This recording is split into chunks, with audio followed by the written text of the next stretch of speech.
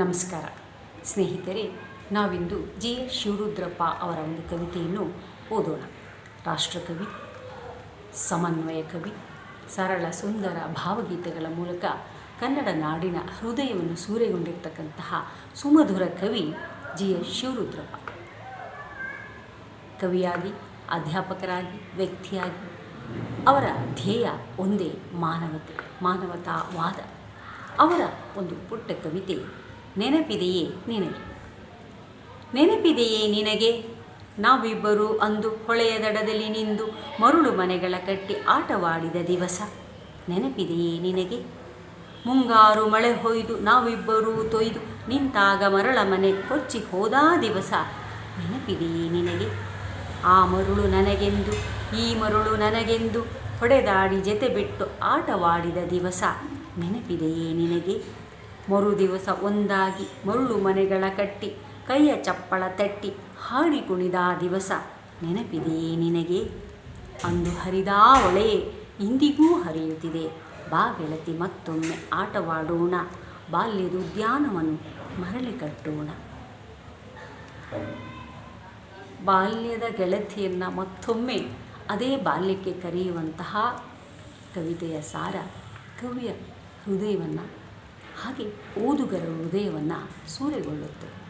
ಬಹು ಸರಳವಾಗಿ ಆ ಬಾಲ್ಯದ ಮುಗ್ಧತೆಯನ್ನು, ಆ ಸ್ನೇಹ ಪ್ರೀತಿಯನ್ನು ಮತ್ತೊಮ್ಮೆ ಹುಡುಕುವ, ಮತ್ತೊಮ್ಮೆ ಬಯಸುವ ಆ ಬಯಕೆ ನಮ್ಮದೂ ಆಗುತ್ತದೆ.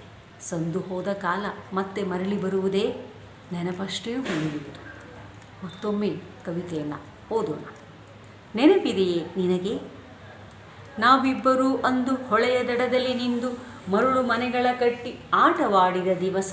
ನೆನಪಿದೆಯೇ ನಿನಗೆ, ಮುಂಗಾರು ಮಳೆ ಹೊಯ್ದು ನಾವಿಬ್ಬರೂ ತೊಯ್ದು ನಿಂತಾಗ ಮರಳ ಮನೆ ಕೊಚ್ಚಿ ಹೋದ ದಿವಸ. ನೆನಪಿದೆಯೇ ನಿನಗೆ, ಆ ಮರಳು ನನಗೆಂದು ಈ ಮರಳು ನನಗೆಂದು ಹೊಡೆದಾಡಿ ಜತೆ ಬಿಟ್ಟು ಆಟವಾಡಿದ ದಿವಸ. ನೆನಪಿದೆಯೇ ನಿನಗೆ, ಮರು ದಿವಸ ಒಂದಾಗಿ ಮರುಳು ಮನೆಗಳ ಕಟ್ಟಿ ಕೈಯ ಚಪ್ಪಳೆ ತಟ್ಟಿ ಹಾಡಿ ಕುಣಿದ ದಿವಸ. ನೆನಪಿದೆಯೇ ನಿನಗೆ, ಅಂದು ಹರಿದ ಹೊಳೆಯೇ ಇಂದಿಗೂ ಹರಿಯುತ್ತಿದೆ. ಬಾ ಗೆಳತಿ ಮತ್ತೊಮ್ಮೆ ಆಟವಾಡೋಣ, ಬಾಲ್ಯದ ಉದ್ಯಾನವನ್ನು ಮರಳಿ ಕಟ್ಟೋಣ.